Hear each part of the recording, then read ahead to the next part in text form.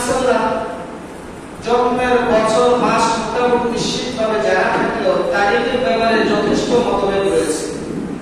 আমরা নির্ভরযোগ্য ইতিহাস এবং সিরাত গ্রন্থ থেকে বিষয়টি খোলাসা করার চেষ্টা করব ইনশাআল্লাহ।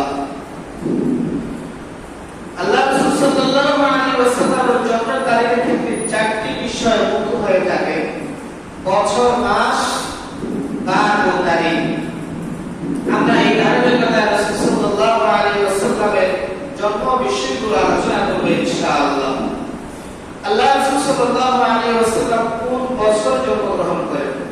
রাসূল সাল্লাল্লাহু আলাইহি ওয়াসাল্লাম আমরুল ফিল তথা ইয়ামানের বাদশা আবরাহা বিশাল বড় হস্তি বাহিনী নিয়ে যখন কাবা শরীফকে ধ্বংস করতে গিয়েছিল, তখন আল্লাহ পাক রব্বুল আলামিন ওই হস্তি বাহিনীকে রুখে ধুলিসাৎ করে দিয়েছিলেন, ধ্বংস করে দিয়েছিলেন। সেই বছর রাসূল সাল্লাল্লাহু আলাইহি ওয়াসাল্লাম জন্মগ্রহণ করেন।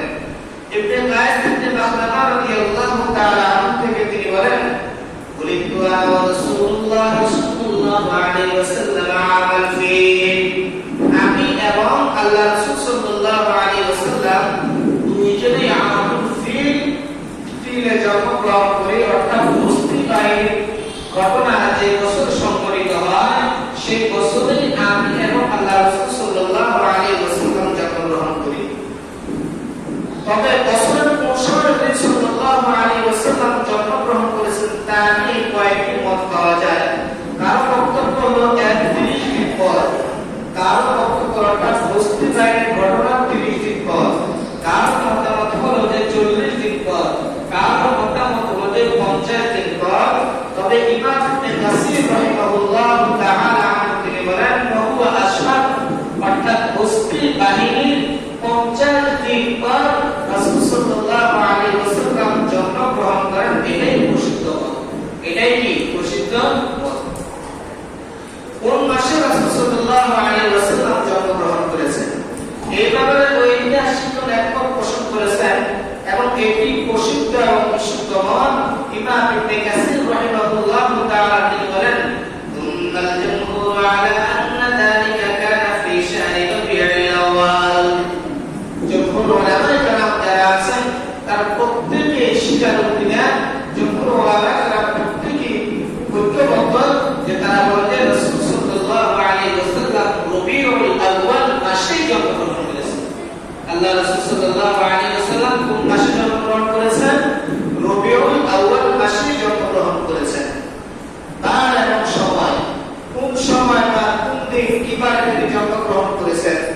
নবী সাল্লাল্লাহু আলাইহি ওয়াসাল্লাম সোমবার সুবহে সাদিকের সময় জন্মগ্রহণ করেন। সময় নিয়ে সামান্য মতপার্থক্য থাকলেও সোমবার শব্দের কোনো দ্বিমত নেই, কারণ রাসূল সাল্লাল্লাহু আলাইহি ওয়াসাল্লাম সোমবারের দিন রোজা রাখতেন।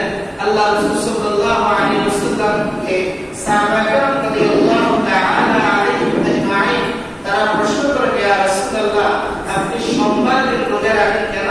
তো আল্লাহ রাসূল বলেন, যাকা ইয়াউমু উলিদতু ফীহি, কারণ আমি এই দিনে রোজা রাখি, কারণ এই দিনে আমি জন্মগ্রহণ করেছি। তাহলে আল্লাহ রাসূল সাল্লাল্লাহু আলাইহি ওয়াসাল্লাম সোমবার দিন জন্মগ্রহণ করেছেন। কিবার সোমবার দিন জন্মগ্রহণ করেছেন। তারিখ কত তারিখে তিনি জন্মগ্রহণ করেছেন? নবী সাল্লাল্লাহু আলাইহি ওয়াসাল্লাম জন্ম রবিউল আউয়াল মাসে হয়েছিল এবং তার সোমবারের দিন ছিল। এটি মোটামুটি নিশ্চিত। তবে হাফেজ আবু হাজ্জাজ মিসরি এই মত গ্রহণ করেছেন। এটি প্রসিদ্ধ মত। আল্লামা আব্দুর রহমান মুরাদি রাহিমাহুল্লাহু তাআলা বলেন, তার জন্ম রবিউল আউয়াল মাসের 2 তারিখে সুবহে সাদিকের সময় হয়েছে। অধিকাংশের মতে এটি সর্বাধিক প্রসিদ্ধ মত। কিছু প্রকারেরা ইমামগণ বলতেছেন রবিউল আউয়াল মাসের 2 তারিখে আল্লাহ রাসূল সাল্লাল্লাহু আলাইহি ওয়াসাল্লাম কি করেছেন? জন্মগ্রহণ করেছেন। কারণ মতে আল্লাহ রাসূল সাল্লাল্লাহু আলাইহি ওয়াসাল্লাম 8 রবিউল আউয়াল জন্মগ্রহণ করেছেন। কয় তারিখ? 8 রবিউল আউয়াল জন্মগ্রহণ করেছেন। এই মতটি কে গ্রহণ করেছেন? সাহাবী আব্দুল্লাহ ইবনে আব্বাস রাদিয়াল্লাহু তাআলা আনহু, জুবাইর ইবনে মুআইন রাদিয়াল্লাহু তাআলা আনহু ও বিখ্যাত তাবিঈ ইকরিমা ইবনে আব্দুল্লাহ রাহিমাহুল্লাহু তাআলা। অধিকাংশ ইমাম মুহাদ্দিসিন এই মতটি মতটিকে তারা কি করেছেন, প্রসিদ্ধ দিয়েছেন, মতামত দিয়েছেন, সাহাবায়ে কেরাম মতামত দিয়েছেন। আল্লাহ রাসূল সাল্লাল্লাহু আলাইহি ওয়াসাল্লাম 8ই রবিউল আউয়াল তিনি কি করেছেন, জন্মগ্রহণ করেছেন। তাদের দলিল রয়েছে, তারা দলিল দিয়েছেন।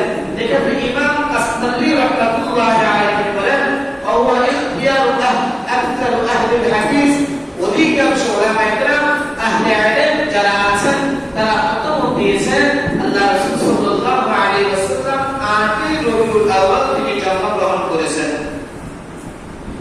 অধিকাংশের মতে ইমাম ইবনে হিশাম রাহিমাহুল্লাহু তাআলা তার সিরাত মতে সিরাত ইবনে হিশামের মতে উল্লেখ করেন, قال ابن إسحاق ولد رسول الله صلى الله عليه وسلم يوم الاثنين اثنتي عشرة ليلة خلت من شهر ربيع الأول عام الفيل।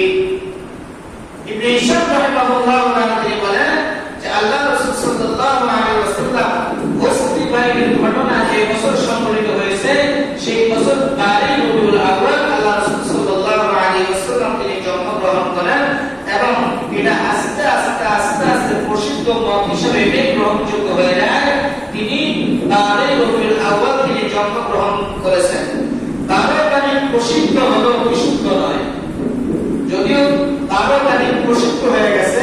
আল্লাহ রাসূল সাল্লাল্লাহু আলাইহি ওয়াসাল্লাম 12ই রবিউল আউয়াল তিনি জন্মগ্রহণ করেছেন, কিন্তু এই মতটি প্রসিদ্ধ হলো বিশুদ্ধ কোনো রিওয়ায়াত, কোনো হাদিস, কোনো দলিল পাওয়া যায় না। বিশুদ্ধ মত যেটা পাওয়া যায় সাহাবায়ে কেরাম তাবেঈন যারা আছেন যারা স্বীকৃতি দিয়েছেন সেটা হলো 8ই রবিউল আউয়াল। সেটা কি 8ই রবিউল আউয়াল। তবে আমাদের দেশের মধ্যে যেটা প্রসিদ্ধি লাভ করেছে সেটা হলো যে আল্লাহ রাসূল সাল্লাল্লাহু আলাইহি ওয়াসাল্লাম 12ই রবিউল আউয়াল জন্মগ্রহণ করেছেন। মতটি প্রসিদ্ধ হলো বিশুদ্ধ নয়। বুঝছেন আমার কথা? মতটি প্রসিদ্ধ হলো বিশুদ্ধ নয়। এখানে বিভিন্ন ইমাম যারা আছেন তারা মতামত দিয়েছেন ওয়ালাকিনাল আসহ ইনদাল মাশহুরুল আউয়াল, তবে অধিকাংশ প্রসিদ্ধ উলামায়ে কেরাম প্রথম যেটা সেটাকে তারা যুক্তিযুক্ত করেছেন।